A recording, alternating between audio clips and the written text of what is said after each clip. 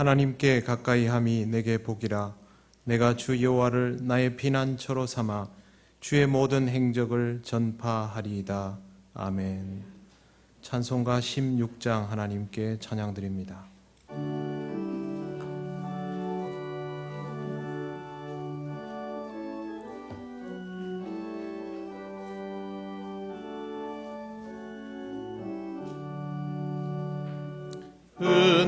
은혜로우신 하나님, 우리 주 하나님, 우주 만물 만들고 우리를 택하여 사랑하는 자녀로 삼아주신 것, 은혜가 고마워 찬양합니다.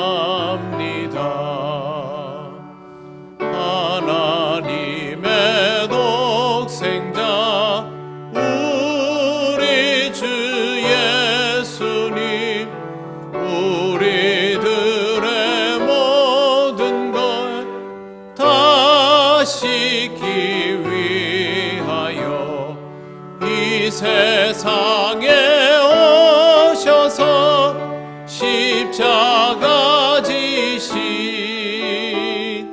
그 큰 사랑, 그 은혜 찬양합니다.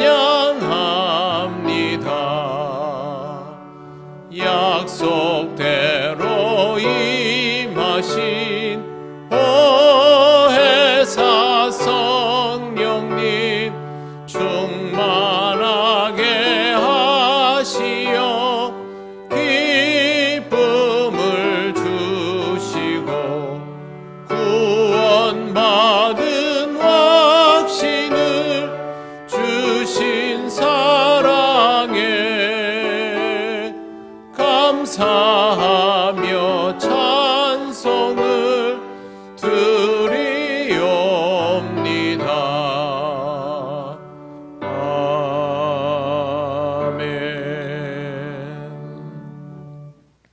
성시교독 137번입니다.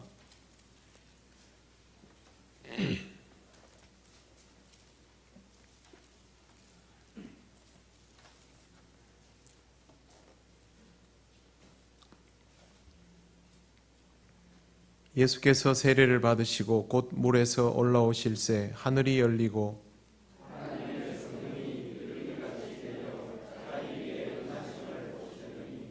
하늘로부터 소리가 있어 말씀하시되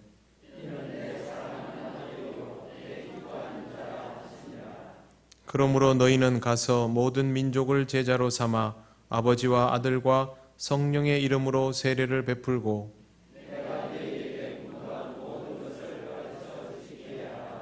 볼지어다 내가 세상 끝날까지 너희와 항상 함께 있으리라 하시니라.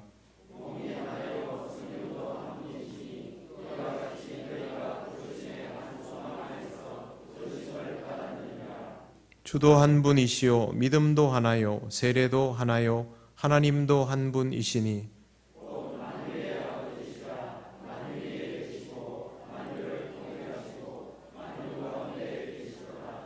아멘. 나는 전능하신 아버지 하나님 천지의 창조주를 믿습니다. 나는 그의 유일하신 아들 우리 주 예수 그리스도를 믿습니다. 그는 성령으로 잉태되어 동정녀 마리아에게서 나시고 본디오 빌라도에게 고난을 받아 십자가에 못 박혀 죽으시고 장사된 지 사흘 만에 죽은 자 가운데서 다시 살아나셨으며 하늘에 오르시어 전능하신 아버지 하나님 우편에 앉아 계시다가 거기로부터 살아있는 자와 죽은 자를 심판하러 오십니다. 나는 성령을 믿으며 거룩한 공교회와 성도의 교제와 죄를 용서받는 것과 몸의 부활과 영생을 믿습니다. 아멘. 찬송가 535장 하나님께 찬양드립니다.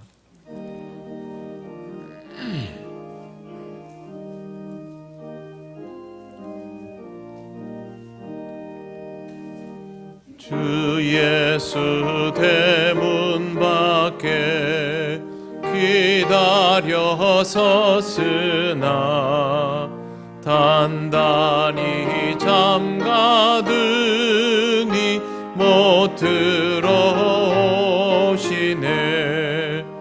나 주를 믿노라고 그 이름 부르나 문 밖에 세워두니 참나 예수치라.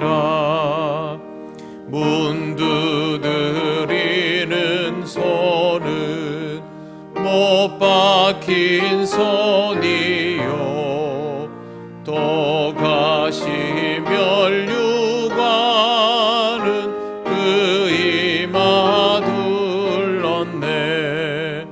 이처럼 기다리심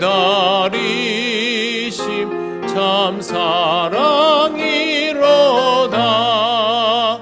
문 굳게 닫아두니 한없는 내 죄라.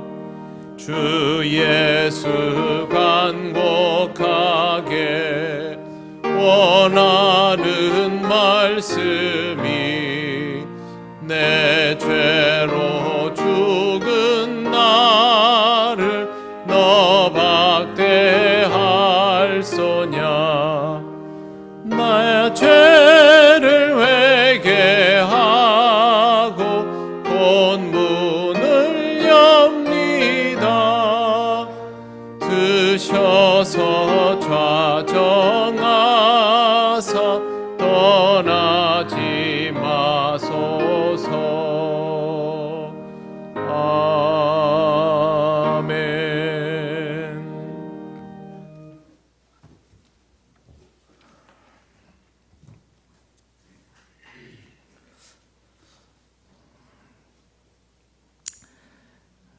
세상의 빛이 되시며 생명이 되시는 하나님 아버지, 지난 한 주간도 주님의 사랑과 은혜 속에서 살아가게 하시고 오늘도 거룩한 주님의 날 주의 성전에 나와 말씀과 찬양과 기도로 예배하게 하심을 감사드립니다.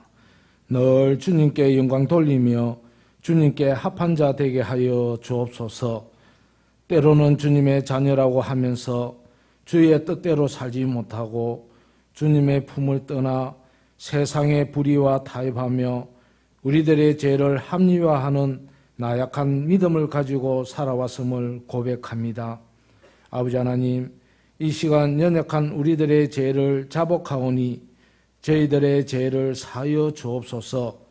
굳어진 저희들의 심령을 깨워주시며 추한 저희들의 모습들을 주의 은혜로 말미암아 새롭게 변화시켜서 기쁜 마음으로 오늘 주님을 섬기며 주 안에서 즐거워할 수 있는 저희들 되게 하여 주옵소서. 사랑의 하나님, 오늘도 갈급한 심령으로 주님의 전에 나왔습니다. 말씀으로 단비를 허락하여 주시며 우리의 기도를 들어 응답하여 주옵소서.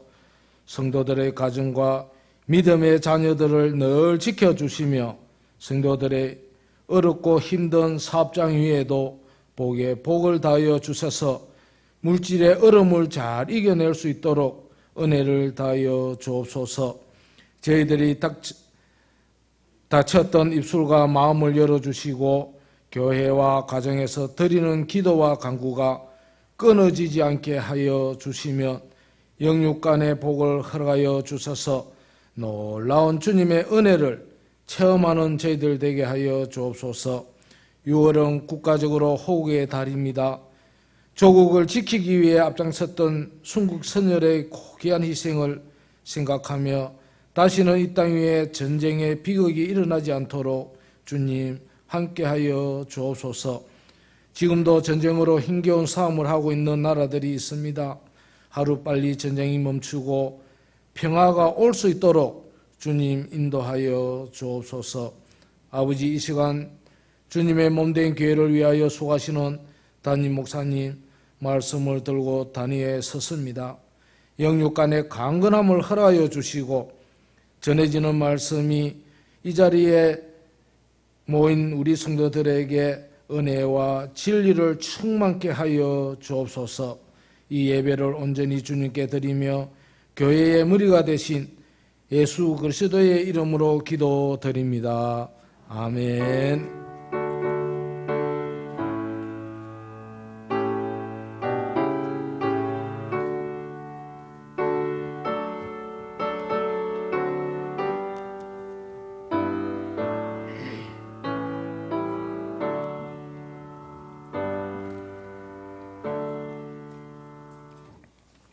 하나님 말씀 요한계시록 3장 20절에서 22절입니다. 이 말씀은 신약성경 402쪽입니다. 주보에는 좀 잘못 나와 있습니다. 신약성경 402쪽 요한계시록 3장 20절에서 22절입니다.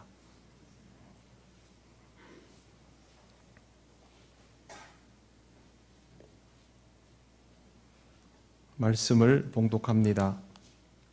볼지어다 내가 문 밖에 서서 두드리노니 누구든지 내 음성을 듣고 문을 열면 내가 그에게로 들어가 그와 더불어 먹고 그는 나와 더불어 먹으리라. 이기는 그에게는 내가 내 보좌에 함께 앉게 하여 주기를 내가 이기고 아버지 보좌에 함께 앉은 것과 같이 하리라. 귀 있는 자는 성령이 교회들에게 하시는 말씀을 들을지어다. 아멘. 기도드리겠습니다. 하나님 감사합니다. 오늘도 하나님 주시는 귀한 말씀을 우리가 전하고 듣습니다. 성령께서 함께 하시고 주장하여 주셔서 오직 주의 뜻이 전하여지며 주의 뜻이 깨달아지는 은혜의 시간 되게 하옵소서. 예수님 이름으로 기도드립니다. 아멘. 네, 오늘은 삼위일체 주일입니다. 삼위일체 주일은 성령 강림 주일이 지나면 그 다음 주에 주로 행하여집니다. 삼위일체 주일은 사건을 기념하는 다른 절기와 달리 우리에게 있어서 아주 중요한 교리인 삼위일체의 개념을 기념하는 절기입니다. 그래서 어떤 특별한 행사를 하기보다는 우리가 평소에 늘 삼위일체 신앙 고백을 하고 있기 때문에 오늘이 그러한 것들을 기념하는 날이다라고 기억하여 두시면 좋겠습니다. 또 삼위일체 주일이 되면 최근에는 환경 문제에 대해서 조금 더 심도 있게 살피는 편입니다. 그래서 이 절기가 되면 또 환경에 대해서, 기후에 대하여 지난주에 보신 영상 같은 내용들도 한 번씩 돌아보는 것이 좋겠습니다. 오늘은 기도에 관한 말씀을 함께 나눕니다. 1940년 독일과 영국은 노르웨이 침공을 감행합니다. 독일이 러시아를 침공하기 위해서 스칸디나비아 반도에 있는 노르웨이를 교두보로 삼으려고 했고, 그래서 침공을 하자 영국도 이에 질세라 그것을 사수하려고 침공하게 됩니다. 노르웨이의 의지와는 아무 상관없이 양쪽 진영에서 동시에 침공하는 형태가 되어버린 것입니다. 6.25 전쟁을 경험했던 우리도 그 전쟁이 일어나기 전에 미국과 소련에 의해서 신탁 통치를 받은 경험이 있기 때문에 이러한 상황이 어떤 것인지 충분히 짐작할 수 있습니다. 당시 노르웨이 의회와 정부는 국왕 일가에게 모든 권한을 넘겨주고 결사항전을 부탁하고 자진해산하였습니다. 그러나 노르웨이 군은 전차나 대전차 화기 같은 중화기는 전혀 없었고 민병대 형태의 4개 사단만 있었기 때문에 이렇게 침공해 오는 강대국을 상대할 수가 없었습니다. 영국이 극렬히 막아보았지만 결국 노르웨이는 독일군에게 점령당합니다. 이 전쟁이 완전히 끝나기까지 노르웨이는 독일의 통치하에 있었습니다. 실제로는 앞잡이 이완용 같은 앞잡이를 세워서 그렇게 통치를 하게 했지만 사실상은 나치 독일이 노르웨이를 완전히 점령한 상태였습니다. 이때에 이 점령을 노골적으로 반대한 신학자가 있습니다. 그 당시에도 60을 넘긴 적지 않은 나이였지만 그의 저항은 격렬했고 나치는 결국 그를 강제 수용소에 구금합니다. 이 사람의 이름이 바로 오 할레스비입니다. 노르웨이의 대표적인 목회자요 신학자입니다. 이 사람은 신학과 삶이, 믿음과 행동이 일치해야 한다라고 주장했고 실제로 자신의 신념대로 살았습니다. 제가 목회서신에 이 사람에 대해서 또 이 사람이 쓴 책에 대해서 짧게 소개해 두었습니다. 당시 자유주의 신학의 물결이 넘쳐 흐를 때이고 목회자들도 자기 노선을 어디로 정해야 할지를 고민하던 때였습니다. 그때 할레스비는 사도신경의 중요성, 사도신경의 진리에 대해서 역설하고 지옥이 실제로 있다, 이것을 꼭 기억하고 긴장을 풀지 말아야 한다라는 것을 강조했던 사람입니다. 할레스비의 책 기도의 첫머리에 성경 구절이 수록되어 있는데 그것이 오늘 우리가 읽은 요한계시록 3장 20절입니다. 그는 성경 전체에서 이 구절보다 더 기도에 밝은 빛을 비추어주는 말씀은 없다라고 말했습니다. 오늘 조금 전에 우리가 불렀던 예수님께서 문 밖에 서 계시는 그런 광경은 누군가가 그려놓은 그림으로 보신 적이 있을 겁니다. 우리에게는 상당히 익숙한 내용입니다. 주님이 우리의 마음 문 밖에서 우리를 두드리시는 일은 실제로 눈에 보이는 사건은 아닙니다. 그리스도의 영이 우리 내면에 닫힌 문을 두드리시는 사건이라고 할 수 있습니다. 예전에 이것에 대해서 문고리가 안에만 있어서 예수님이 열 수가 없다, 이렇게 설명하는 것을 제가 들은 적도 있습니다만 그런 건 아닙니다. 마음만 먹으면 주님이 우리를 개조시키는 것은 일도 아니겠지요. 하지만 주님은 우리를 존중하시기 때문에 우리 스스로 마음의 문을 열기를 기다려 주실 뿐입니다. 내 마음의 문은 내가 열어야 한다라는 것을 먼저 기억하십시오. 물론 쉬운 일은 아닙니다. 그래서 교회를 다니면서도 주님께 마음 문을 열지 않는 사람들이 의외로 많습니다. 자기 마음을 자기도 모르는데 그걸 어떻게 확인할 수 있겠습니까? 확인할 수 있는 방법이 있습니다. 그 방법은 바로 기도입니다. 주님 앞에 마음을 열기 시작하면 자연스럽게 소통이 이루어지면서 하게 되는 것이 기도 생활입니다. 나를 사랑하시는 주님과 이제 통하게 되었는데 또 내가 사랑하는 주님인데 이 소통의 창구를 뭐하러 닫겠습니까? 당연히 열어놓고 적극적으로 활용하려 들 것입니다. 그래서 이런 사람에게는 기도가 자연스럽게 이루어지는 것입니다. 이럼에도 불구하고 교회를 다니면서도 기도를 하지 않는다면 아직 그 사람에게는 이런 과정이 없다고 보아야 합니다. 주님과 통하기는 하는데 나는 기도는 안 한다. 이게 가능할까요? 불가능합니다. 대화가 시작되었는데 나는 그냥 못 들은 채 하겠다. 그건 소통이 아닙니다. 그래서 우리는 사실 자기 자신이 주님과 소통하고 있는지 아닌지를 금방 알아차릴 수 있습니다. 잊고 살 수는 있어도 나를 좀 들여다봐야지라고 마음만 먹으면 금세 알 수 있는 부분입니다. 물론 다른 사람은 모를 수 있습니다. 기도가 남들 보는 데서만 하는 것은 아니니까요. 하지만 자기 자신은 압니다. 그리고 모르면 안 됩니다. 이 부분은 반드시 알아보아야 합니다. 마음의 문을 열지 않고서는 아직 나는 아무것도 아닌 상태에 불과하기 때문입니다. 그렇다면 그 사람은 여전히 주님께서 마음의 문을 열심히 두드리시는 중일 것입니다. 여러분의 내면을 조금 더 깊이 들여다보시기를 바랍니다. 그러면 알 수 있습니다. 내가 정말로 마음의 문을 연 상태인지 아니면 마음의 문을 열고 주를 만나는 사람과 비슷한 모습을 하고 흉내내고 있는 건지 꼭 확인하시기를 바랍니다. 신앙생활은 반드시 이 부분이 확인되어야만 합니다. 마음의 문을 여는 것이 생각보다 어렵다라고 말씀드렸습니다. 어떻게 하면 마음 문을 열기 위한 첫 단추를 꿰을 수 있을까요? 성경에 이렇게 되어 있습니다. 누구든지 내 음성을 듣고 문을 열면 그러면 주님의 음성을 듣는 과정이 반드시 있어야 하죠. 꼭 들어야 한다면 들으려고 애를 써야 합니다. 갓난아기를 겨우 재운 엄마가 부엌으로 와서 설거지를 하면 사실 아이에게 신경이 가 있어도 설거지의 소음이 굉장합니다. 그릇 부딪히는 소리, 물소리는 절대 작지 않습니다.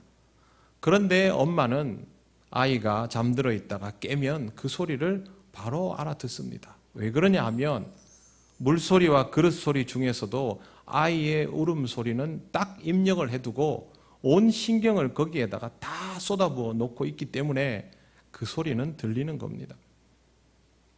제가 우리 교회에 와서 한 번 새벽 기도를 펑크 낸 적이 있습니다. 일어나 보니까 시간이 지났더라고요. 핸드폰도 울리지도 않았습니다. 세상에 이런 일이 있나? 저는 정신이 하나도 없었습니다. 지옥문이 열리는 줄 알았습니다. 그래서 너무너무 무거운 마음으로 교회에 출근하고 또 뭐 장로님들하고 뭐 교인들한테 전화도 받고 막 이랬습니다. 별일은 없었지요. 제가 일어나지 못했던 거니까.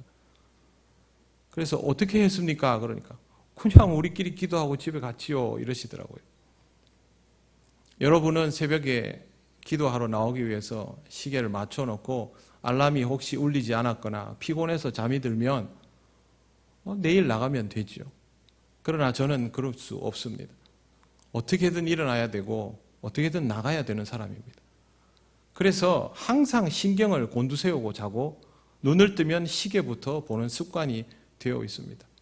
그렇게 한 1, 2년 해보니까 그 다음부터는 알람이 필요가 없습니다. 지금도 그냥 먼저 일어나서 알람을 끄는 것이 일상이 되어 있습니다. 저한테는 중요하고 절박한 문제니까요. 군인이 보초를 설 때는 자기 전우와 함께 수다를 떱니다. 근무를 하는데, 경계 근무를 하는데 그러면 안 되겠지요. 그래도 심심한데 어떡합니까? 그런데 여러분, 그렇게 수다를 떨면서도 귀는 항상 바깥을 향하여 열려 있습니다. 아주 작은 소리라도 알아듣기 위해서 듣고자 하면 그렇게 되는 것이죠. 적어도 우리는 그리스도인으로서 이 땅을 살아감에 있어서 주님의 음성을 듣고자 하는 마음가짐은 가지고 있어야 합니다. 내 마음의 문을 두드릴 분이 있다라고 의식한다면 결국 그 사람에게 주의 음성은 들리게 되어 있습니다. 정 안 되면, 답답하면 다른 것을 멈추고 문을 두드리시는 그 소리에만 집중하면 됩니다. 그게 바로 기도입니다. 소음을 차단하고 주님의 음성만을 기다리는 것, 바로 기도입니다. 일부러 소음을 차단하여도 주의 음성을 듣기가 힘든데 그냥 나는 기도하기는 바쁘고 일상생활 속에서 주의 음성을 들으련다. 쉬운 걸 놔두고 더 어려운 걸 하겠다는 말입니다. 이렇게 하면 계속 듣지 못할 수도 있습니다. 두 가지를 꼭 기억하시기를 바랍니다. 첫째는 소음을 차단하는 것, 두 번째는 주님의 음성에 귀를 기울이는 것입니다.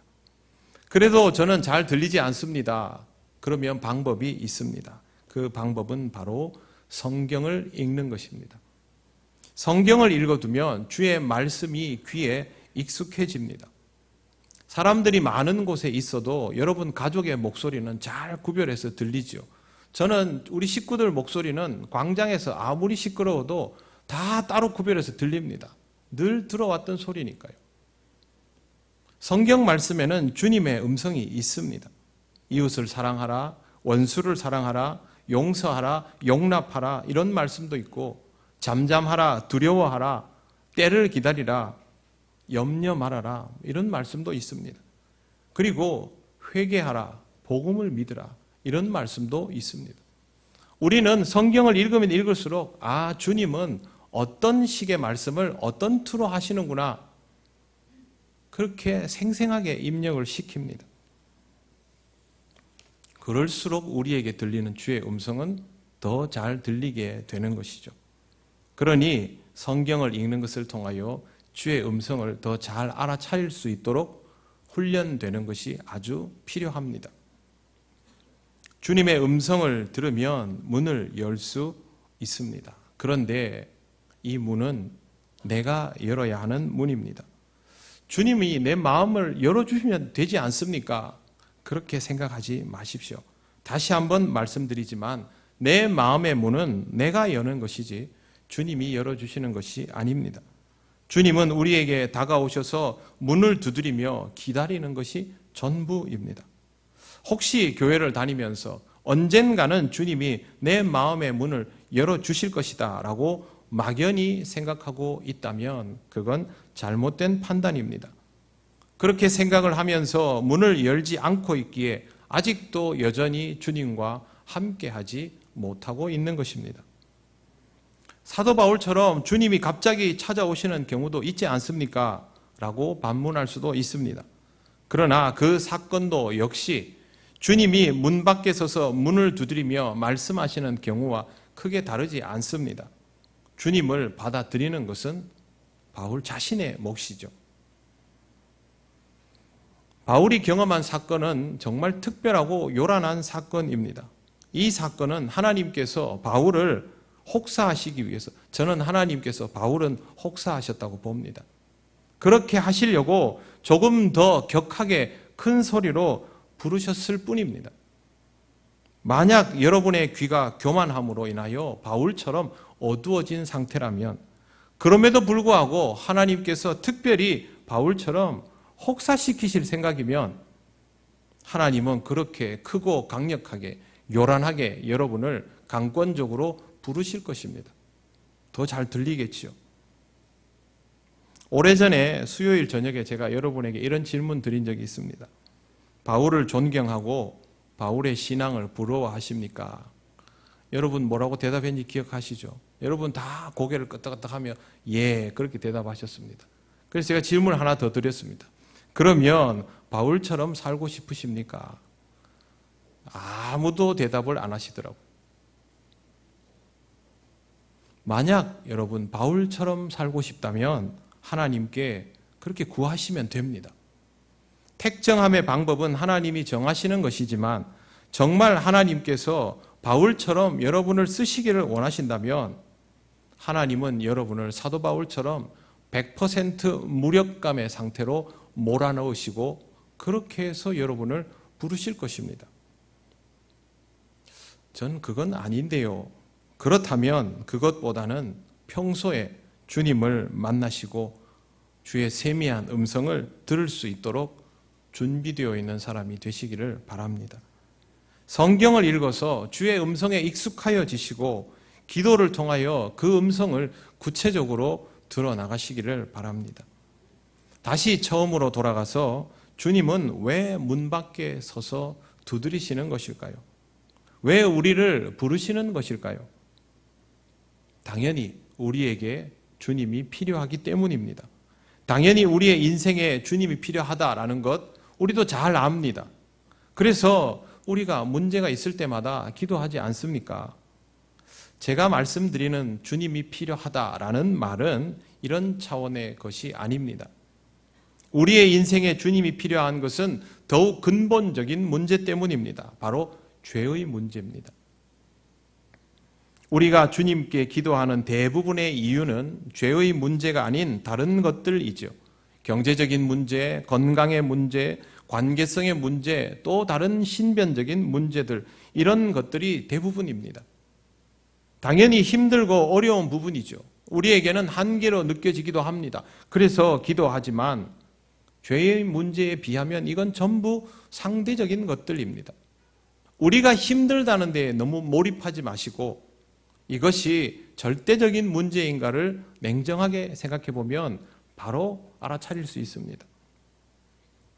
죄의 문제가 해결되고 나서 신앙적이게 되면 문제가 되지 않는 것들이 허다합니다. 또 개인차도 분명히 존재하지 않습니까? 하지만 죄의 문제는 상대적인 것이 아니라 절대적인 것입니다. 이 부분이 해결되지 않고서는 우리들이 기도하는 다른 문제들이 해결을 받았다고 할지라도 우리는 여전히 절대적으로 심각한 상태일 수밖에 없습니다. 더구나 죄의 문제는 우리 자신이 해결할 수 없는 부분입니다. 그래서 주님이 문 밖에 서서 두드리시는 것입니다. 주님이 죄의 문제 때문에 우리의 마음을 두드리신다는 사실을 깨닫지 못하면 우리는 항상 필요할 때만 주를 찾는 행동을 반복할 것이고 평생을 근본적인 문제의 해결을 없이 살아가게 될 것입니다. 죄의 문제는 해결받지 못하고 시간이 지나면 이런저런 것들이 해결되는 것을 경험하면서 구원을 받았다고 착각하는 그런 상태가 될 수 있습니다. 만약 그렇다면 우리는 아직도 여전히 마음의 문을 주께 열지 않은 상태이고 주님은 우리의 마음 문을 여전히 두드리고 있는 중입니다. 주님의 내 마음에 들어오시면 제일 먼저 일어나는 것이 나의 부끄러움과 나약함을 다 드러내 보이는 것 아닙니까? 항복하는 것이죠. 할레스비의 말처럼 하나님께서 우리에게 무력감을 느끼게 하시는 이유도 바로 이 문제가 해결되게 하려고 그렇게 하시는 것이니 우리는 지금 우리의 생활 속에서 일어나는 여러 가지 문제들, 우리가 느끼는 한계들을 통해서 그 문제만 들여다보는 것이 아니라 더욱 근본적인 문제에 눈을 떠야 합니다. 그래야만 주님을 내 마음에 제대로 맞이할 수 있습니다. 여러분, 이 부분은 신앙적인 과정에서 절대적인 순간입니다. 빼고 말할 수 있는 부분이 아닙니다. 이 과정 없이 다음 과정은 존재하지 않습니다. 기도하지 않는 사람에게 주님과의 동행이라는 것은 불가능한 것이죠. 이제 그 다음을 보겠습니다. 내가 그에게로 들어가 그와 더불어 먹고 그는 나와 더불어 먹으리라. 주님과 내가 식탁의 교제를 나눈다는 내용입니다. 이 말씀은 이렇게 이해하시면 좋습니다. 여러분이 오랫동안 헤어졌던 사람과 사랑하는 사람과 다시 만나게 되었습니다. 이 만남은 너무도 소중한 것이죠. 이런 만남에서는 어떻게 하면 더 좋은 자리, 더 좋은 음식을 먹을 수 있을까를 당연히 생각할 수도 있습니다. 좋은 음식을 먹게 되겠지요. 그러면 여러분 이 만남에서 맛있는 음식을 먹게 되었다고 그 음식에 대하여 음미하고 얘기를 나누는 것을 더 중요하게 여기겠습니까? 아니면 내가 사랑하는 저 사람과 함께 이 자리에 있을 수 있다는 것에 더 의미를 부여하시겠습니까? 후자이죠. 당연히 음식 맛있고 좋지요. 그러나 정말 중요한 것은 내가 저 사람과 더불어 함께 있다라는 사실 아닙니까? 주님과의 교제는 바로 그런 것입니다. 주님과 함께 있는 그 자체가 귀함을 알 때 진정한 교제가 이루어지게 되는 것입니다. 주님을 맞이하면 제대로 된 교제가 이루어집니다. 이 교제의 가장 확실하고 쉬운 방법이 기도라고 말씀드렸습니다. 물론 생활 속에서 주님과 함께하는 것도 가능합니다만 그것은 우리의 삶 자체가 주님과 제법 보조를 맞출 수 있게 되었을 때의 경우입니다. 그런데 우리는 사도 바울처럼 또 사도 베드로처럼 또 제가 소개한 오할레스비처럼 인생 전체를 주님 앞에 먼저 내어드리고 시작하는 그런 정도의 수준은 아직 못 되지 않습니까? 그렇다면 먼저 기도를 통하여 주님과 교제하는 것이 가장 확실하고 안전한 방법입니다. 주님이 나에게 들어오셔서 나에게 거하시고 내가 주님께 들어가 주 안에 거하는 삶이 먼저 기도에서부터 이루어져야 하는 것입니다. 그동안 우리의 삶은 항상 내가 필요하면 무엇을 구하고 주님이 나에게 무엇을 들어주실 수 있고 그거이지 않습니까? 그러나 실제로 주님과의 교제는 그것이 아니죠. 나와 주님은 연결되어 있는 것이죠. 사도 바울이 항상 강조하던 표현이 있습니다. 주 안에서, 그리스도 안에서. 이것은 그가 주님을 온전히 받아들이고 그가 주님께 온전하게 속한 사람이 되어 있기에 사용할 수 있는 표현입니다. 성경에 기록되어 있는 바울의 편지들은 모두 바울의 사역과 신앙 고백에 관한 것들입니다. 그런데 성경에 기록되지 않은 바울의 삶도 많지 않습니까? 거긴 전부 기도의 자리입니다. 기도의 자리가 있었기에 그의 사역의 자리도 견고할 수 있었던 것이죠. 그래서 기도는 주님과 내가 더불어 살아가는 긴밀한 영적 교제의 사건입니다. 필요할 때만 주님께 구하는 것을 반복하셨다면 과연 내가 내 마음의 문을 열고 주님을 맞이하였는지를 먼저 확인하시기를 바랍니다. 마음의 문을 열지 않았다면 여러분은 주님께 구한 것이 아니라 주님 앞을 가로막고 있는 문을 향하여, 벽을 향하여 계속 말했을 수도 있습니다. 기도는 그런 것이 아닙니다. 기도는 내 마음을 두드리시는 주님을 알아차리고 주의 음성을 알아듣고 내 마음의 문을 온전히 여는 것입니다. 하나님께서 나의 한계를 깨닫도록 그렇게 인도하시면 그것이 나의 근본적인 문제를 해결할 수 있는 기회라고 받아들이고 주님 앞에 내 것들을 다 열어 보일 수 있을 때 비로소 이것이 시작됩니다. 기도하지 않고 다니는 교회, 내 삶을 열어놓지 않고 드리는 예배, 죄의 문제를 감추어 둔 채로 드리는 기도는 절대 진짜가 될 수 없습니다. 우리가 신앙생활을 한다고 하면서도 제대로 기뻐하지 못하고 충분히 만족할 수 없고 진심으로 감사하지 못하는 이유는 우리 인생의 숙제들이 계속 나와서가 아닙니다. 근본적인 문제가 해결되지 않았기 때문에, 주님과의 소통이 아직도 제대로 이루어지지 않고 있기 때문에 그렇습니다. 근본적인 문제가 해결되면요, 그때부터는 소소한 것들은 자극은 받아도 타격은 입지 않습니다. 근본적인 문제가 해결되지 않으면 작은 것들이 타격을 줍니다. 그리스도인의 삶은 근본적인 문제를 해결하는 것에서부터 시작이 됩니다. 사랑하는 성도 여러분, 하나님께서 무력감을 느끼게 하는 순간을 기회로 받아들이시기를 바랍니다. 다시 기도해야 될 때, 제대로 기도해야 될 순간이 온 것입니다. 여러분의 인생에 주어진 이 기회를 놓치지 마시고 주님을 마음에 모셔드리고 주님과 더불어 살아가는 인생이 되시기를 바랍니다. 여러분의 삶에서 진짜 기도를 시작하시기를 바랍니다.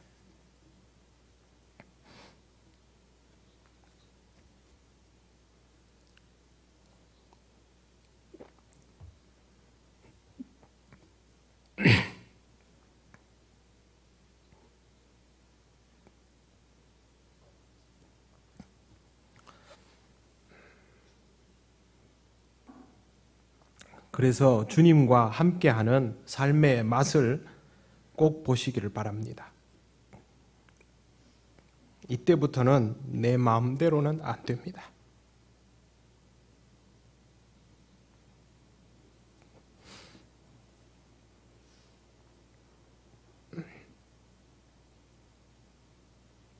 하지만 내 마음대로 살 때보다 더 알차고 의미 있고 기쁠 것입니다.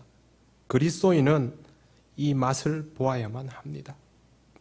이런 삶을 경험하는 은혜를 누리시기를 바랍니다. 기도드리겠습니다.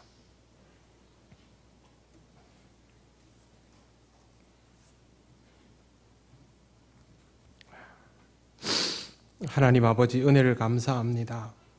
기회를 얻고도 사용하지 못하고 문을 두드리셔도 반응하지 않고 늘 우리 소견에 좋은 대로만 살다 보니 우리가 마치 신앙이 좋은 듯 착각하며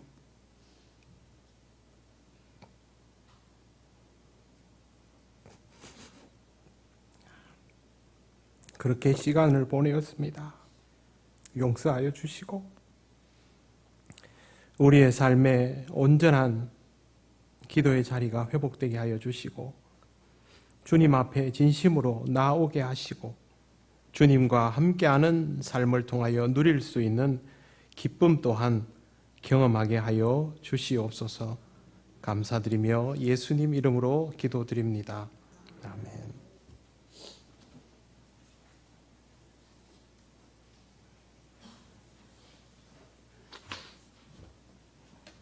찬송가 528장 찬양하시며 봉헌하시겠습니다.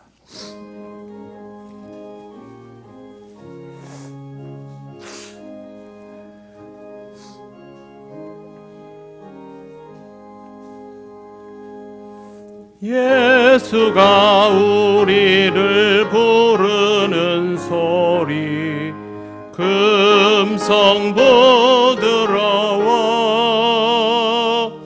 문 앞에 나와서 사면을 보며 우리를 기다리네. 오라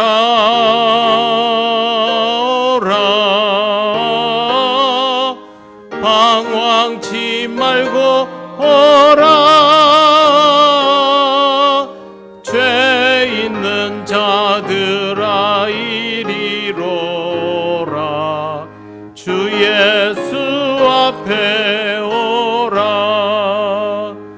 간절히 오라고 부르실 때에 우리는 지체하랴. 주님의 은혜를 왜 아니 받고 못 들은 채 하려나. 오라 오라 방황치 말고 오라. 죄 있는 자들아 이리로라. 주 예수 앞에 오라. 세월이 살같이 빠르게 지나 쾌락이 끝이 나고 사망의 그늘이 너와 내 앞에 둘리며 가리우네. 오라 오라 방황치 말고 오라. 죄 있는 자들아 이리로라. 주 예수 앞에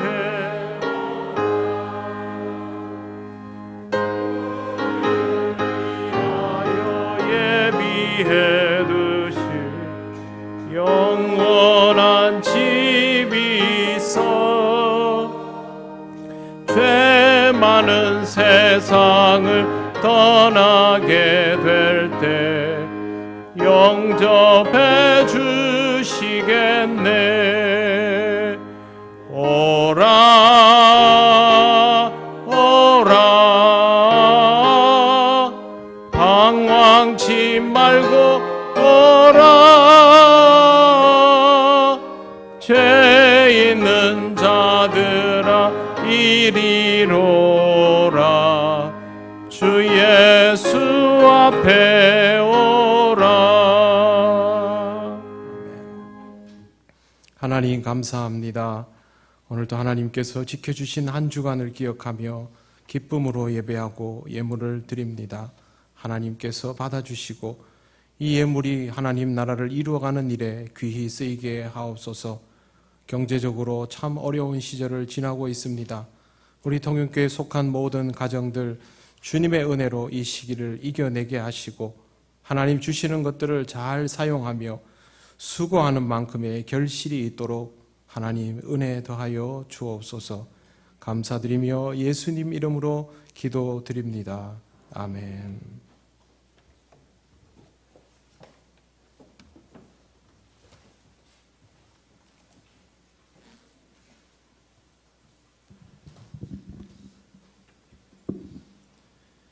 교회 소식 알려드리겠습니다. 예배에 오신 모든 분들을 환영합니다. 처음 오신 분은 새가족부의 안내를 받으시기 바랍니다. 예배, 오늘은 삼위일체 주일입니다. 예수 그리스도의 은혜와 아버지 하나님의 사랑과 성령 하나님의 교제하심이 항상 함께 하시기를 소망하며 살아가시기 바랍니다. 두 번째, 마리아 헌신 예배가 다음 주일 오후 2시에 있습니다. 강사는 김병찬 목사님, 미조 중앙교회 목사님이 되겠습니다. 하루 1일 이렇게 우리가 붕해라 생각하시고 다음 주일에는 많이 참석해 주시면 감사하겠습니다. 모임, 교육부 회의가 오늘 2부 예배 후에 본당에서 있습니다. 두 번째, 기간 원래회가 다음 주일 2부 예배 후에 각 지정 장소에서 있겠습니다. 안내, 남성교회 연합회 전국대회가 15일부터 17일까지 있습니다. 아동부 현장학습이 18일 토요일 오전 9시 교회에서 출발합니다. 장소는 주기철 목사님 기념관 창원 진해가 되겠습니다. 우리 아동부를 위해서 기도 많이 해주시면 감사하겠습니다. 6월 안내위원 주보를 참고해 주시고요. 좋은 습관 가지기 캠페인과 6월 함께 나눌 기도 제목도 주보를 참고해 주시면 감사하겠습니다. 이상입니다.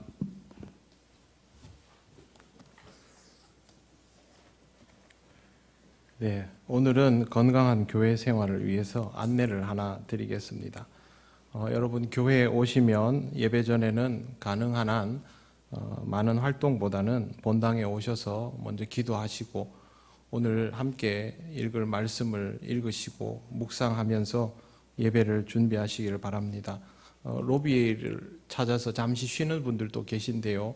교회 학교가 준비하는 시간이 겹쳐지기 때문에 쉽게 분주하여지고 소음도 많이 올라갈 수 있는 자리입니다. 서로 배려하는 마음에서 가급적이면 여러분들은 본당에서 예배를 잘 준비를 해 주시기를 바랍니다. 네, 이제 자리에서 일어나셔서 예배드린 교우들과 함께 인사 나누시겠습니다. 처음 오신 분들과도 인사 나누시겠습니다.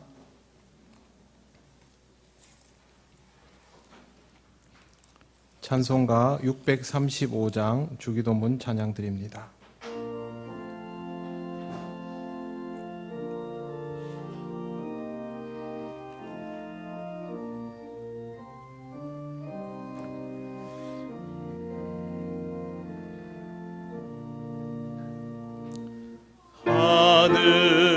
하늘에 계신 아버지 이름 거룩하사 주님 나라 임하시고 뜻이 이루어지다.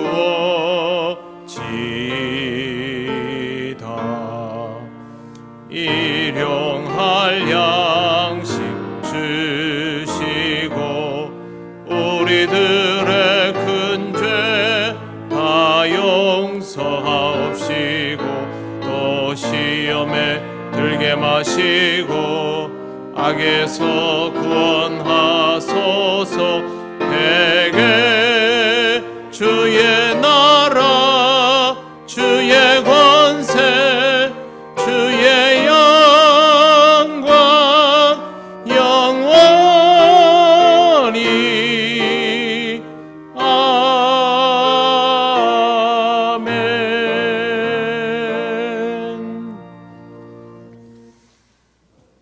우리 주 예수 그리스도의 크신 은혜와 하나님 아버지의 놀라우신 사랑과 성령님의 교통하시고 인도하여 주심이 마음의 문을 열고 주님과 더불어 살아가며 주님이 기뻐하시는 삶, 주께서 주시는 은혜 풍성한 삶을 누리기를 원하는 이 시간 예배하는 권속들 위에 영원토록 함께 하시기를 간절히 축원하옵나이다. 아멘.